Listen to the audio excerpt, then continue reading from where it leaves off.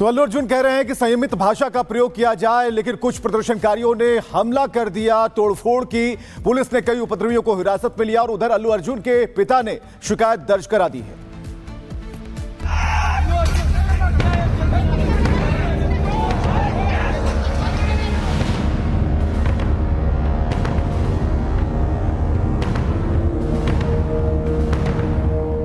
संध्या theatre भगदड़ मामले को लेकर अल्लू अर्जुन के घर पर हमला हुआ है।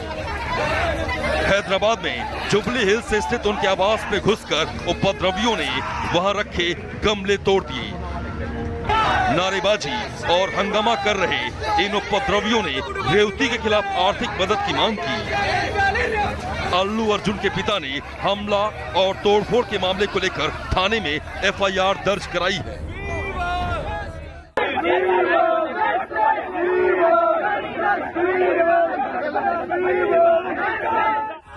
वहीं सूचना पर मौके पर पहुंची पुलिस ने उपद्रवियों को हिरासत में लेकर हालात को काबू कर लिया है।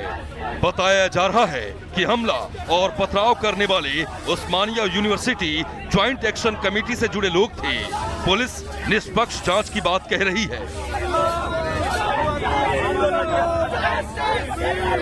We have nothing against any personally against any individual, but at the same time, all should be responsible to the citizens of the state. They should understand that safety and security of the citizens is the utmost important for everyone, and they should also follow it. They are heroes in films, but in ground also they should understand the problems of the society. Social media पर दावा किया जा रहा है कि जो लोग हिरासत में लिए गए हैं उनकी तस्वीरें तेलंगाना सीएम रेवंत रेड्डी के साथ वायरल है। हालांकि तेलंगाना कांग्रेस की तरफ से इस बारे में आधिकारिक तौर पर कुछ भी नहीं कहा गया है। उधर बीजेपी मीडिया सेल के प्रमुख अमित मालवीय ने एक्स पर ट्वीट करके लिखा है कि राष्ट्रीय पुरस्कार जीतने वाले अभिनेता के घर पर पथराव। कांग्रेस अल्लू अर्जुन को निशाना बना रही है क्योंकि उन्होंने कांग्रेस के लिए प्रचार करने से इनकार कर दिया था। इससे पहले उन्हें उस अपराध के लिए गिरफ्तार किया गया जो उन्होंने किया ही नहीं था। मोहब्बत की दुकान में नफरत का सामान बिक रहा है। इससे पहले विधानसभा में सीएम रेवंत रेड्डी और एआईएमआईएम विधायक अकबरुद्दीन ओवैसी ने अल्लू अर्जुन पर निशाना साधा था। मगर हीरो तो नहीं गया थिएटर छोड़ के, वहीं बैठा हुआ है।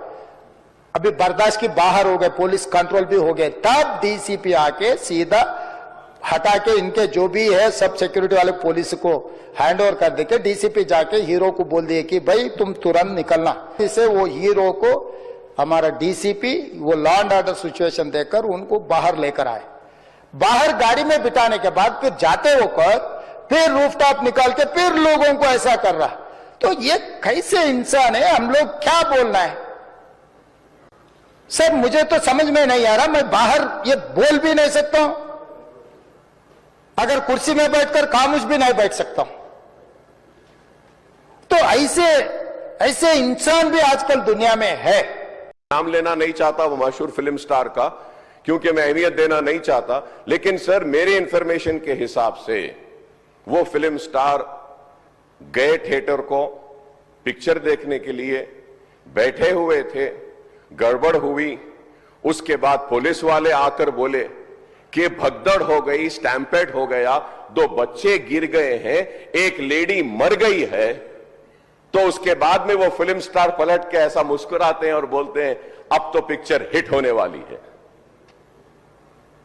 और जो लोग बोल रहे हैं कि वेव कर लेते गए, सर 1-2 बच्चे स्टैम्पेड में आ गए, एक औरत मर गई, उसके बाद भी वहीं पर बैठकर पूरा पिक्चर देखकर उठकर जाते वक्त भी वो स्टैम्पेड को नहीं देखे, वो फिर गाड़ी में बैठ के ऐसा वेव कर लेते हुए गए। क्या मैं सही हूं या गलत हूं सर, आप बोलिए। इस बीच अभिनेता अल्लू अर्जुन ने भी अपने प्रशंसकों से संयम बरतने की अपील की है। एक्स पर ट्वीट कर लिखा है कि मैं अपने सभी प्रशंसकों से अपील करता हूं कि हमेशा की तरह अपनी भावनाओं को जिम्मेदारी से व्यक्त करें। ऑनलाइन और ऑफलाइन दोनों जगहों पर संयम दिखाएं। अपमानजनक भाषा या गलत व्यवहार का सहारा न लें। राजनीति के बीच अल्लू अर्जुन कई बार हादसे को लेकर दुख जता चुके हैं। पीड़ित परिवार को मदद का ऐलान कर चुके हैं। अब सवाल ये उठ रहा है कि बार बार उस मुद्दे को लेकर तेलंगाना में क्या पॉलिटिक्स पिच तैयार करने की कोशिश की जा रही है। Bureau report, Republic Bharat.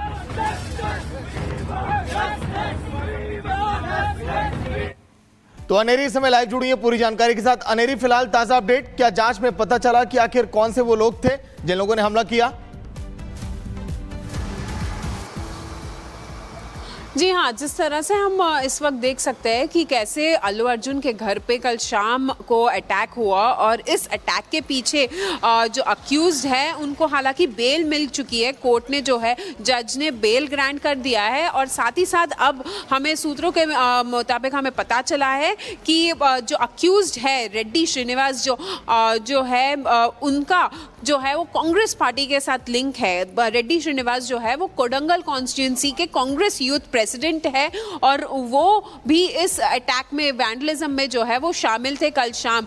हालांकि अब कोडंगल कॉन्स्टिट्यूंसी जो है वो चीफ मिनिस्टर रेवंत रेड्डी की कॉन्स्टिट्यूंसी है और रेड्डी श्रीनिवास जो इस सारे मामले के पीछे जो अटैक किया गया है अल्लू अर्जुन के घर पे, उसके पीछे रेड्डी श्रीनिवास का हाथ है और वो जो है वो कोडंगल कॉन्स्टिट्यूंसी के यूथ प्रेसिडेंट है, यूथ कांग्रेस के प्रेसिडेंट है। तो साफ साफ हम इस वक्त देख सकते हैं कि कैसे ये अटैक के पीछे कांग्रेस पार्टी का हाथ है। हम इस वक्त यहाँ अल्लू अर्जुन के घर पे मौजूद है और जैसे कि मैं यहाँ पे आपको तस्वीरें दिखाना चाहूंगी किस तरह से यहाँ पे कल शाम को यहाँ पे प्रोटेस्ट हुआ था और अब हम यहाँ पे जैसे कि आप देख सकते हैं कि किस तरह से पुलिस जो है वो यहाँ पे पुलिस की डिप्लॉयमेंट की गई है, एक्स्ट्रा फोर्सेस की डिप्लॉयमेंट की गई है ताकि फिर से ऐसा कोई हादसा ना हो जो कल शाम हुआ। और साथ ही साथ ये प्रोटेस्टर्स जो यहाँ पे कल शाम को प्रोटेस्ट कर रहे थे वो जो है वो रेवती जिनकी मौत हो गई थी 4 दिसंबर को संध्या थिएटर पे, उनके फैमिली के लिए 1 करोड़ का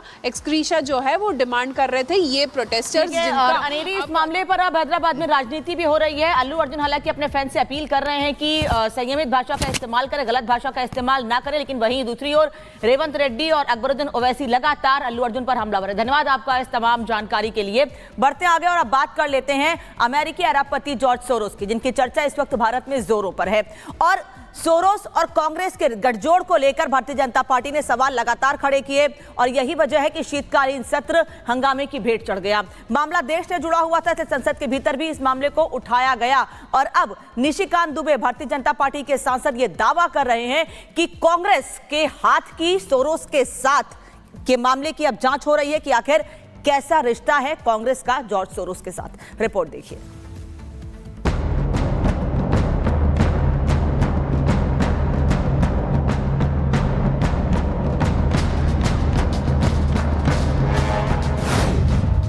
कांग्रेस सोरोस साथ, जांच पर आई बात।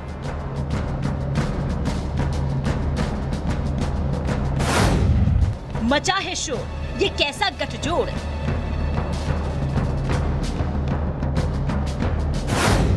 हाथ के लिए सोरोस कांटा।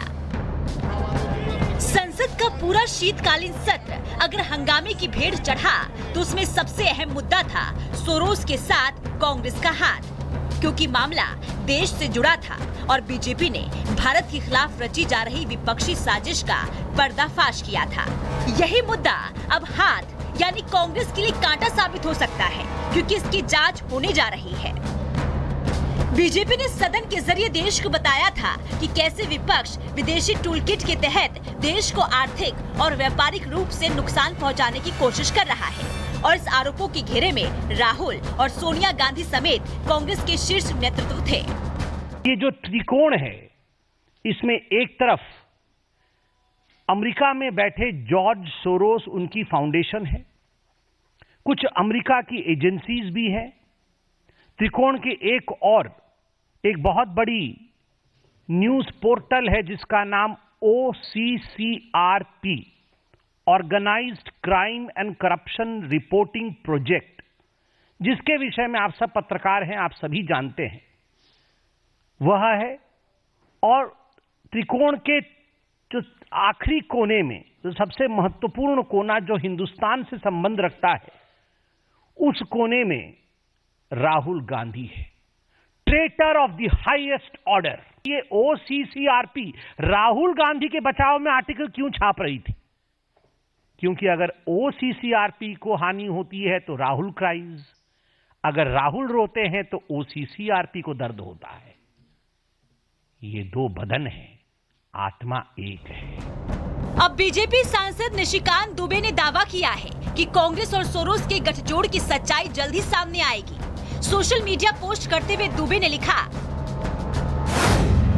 मुझे मिली जानकारी के मुताबिक लोकसभा में मेरे द्वारा पूछे गए जॉर्ज सोरोस, कांग्रेस पार्टी और गांधी परिवार, राजीव गांधी फाउंडेशन के साथ सैम पिट्रोडा की ग्लोबल नॉलेज की जांच शुरू हो गई है। विदेशी फंडिंग के साथ देश तोड़ने का षड्यंत्र तथा उनके समर्थकों का असली चेहरा उजागर होगा। कांग्रेस और सोरोस साथ साथ का संबित पात्रा ने त्रिकोणीय गठजोड़ समझाया था, तो संसद के अंदर सुधांशु त्रिवेदी ने विपक्ष की पूरी क्रोनोलॉजी को बताया और उनकी देश विरोधी सोच को खोलकर देश के सामने रखा था। इसे हम कह सकते हैं organised crime and corruption reporting project. आज इस रिपोर्ट के अनुसार ये कहा गया है कि इस प्रोजेक्ट को फॉरेन गवर्नमेंट्स की फंडिंग है और उसका फोकस इंडिया के ऊपर भी है, और इस फॉरेन गवर्नमेंट की फंडिंग के साथ साथ जॉर्ज सोरोस के साथ भी इनका कनेक्शन है। भारत के इतिहास का एकमात्र चुनाव था जब विदेश की एक गवर्नमेंट ने, रशियन गवर्नमेंट ने ऑफिशियल स्टेटमेंट दिया कि भारत के चुनावों में विदेशी हस्तक्षेप हो रहा है। ऐसा भारत के इतिहास में कभी नहीं हुआ और इसके बाद दूसरी सरकार के द्वारा उसका खंडन किया गया। मैंने कोई घटना कोट नहीं की है, मैंने केवल एक रिपोर्ट कोट नहीं की है, मैंने 3 वर्षों का सीक्वेंस दिया है। इसके बाद सोरोस पर संसद में ऐसा संग्राम छिड़ा कि हर दिन सत्र की शुरुआत हंगामे की गूंज से शुरू होती। 12 दिसंबर को इसी मुद्दे पर कई और नामों का जिक्र करते हुए अहम खुलासे किए और सवाल भी उठाए। FDR